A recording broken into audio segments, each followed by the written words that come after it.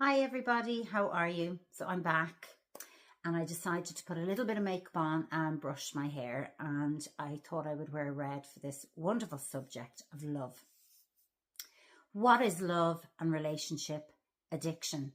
So what is love addiction and what is relationship addiction?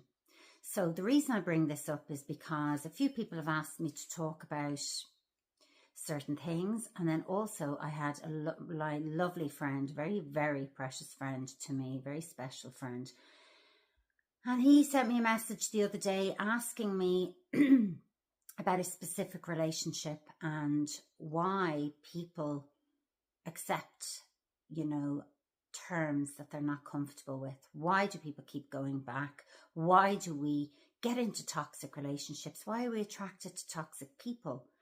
And why do we just keep going from one thing to the other? Why doesn't it get better? So I just want to say at the very beginning of this, I'm not an expert. I'm not a professional when it comes to love addiction, relationship addiction, addiction at all. I have done a lot of research on this. I have done a lot of reading. And so basically, this is really coming from experience, from looking at stuff, and also from my own life experience.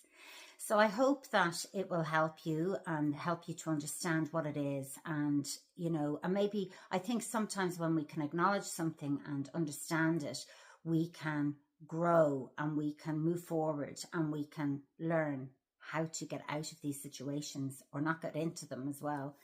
So in my experience, I just want to say my I suppose addiction to, now I'm going to say boys, right? Started at 4. Yeah, started at 4. And my first relationship, my first intimate relationship was with my imaginary friend called John. And that was from 2. At least I know from 2. So it was earlier than 2, but because it's in a previous video I did, but he was my imaginary friend and I used to talk to him and all of that, okay? Very hard to describe if you've never had an imaginary friend, but there you go. And it might sound ridiculous, but to me, it shows that I needed somebody in my life. I needed company.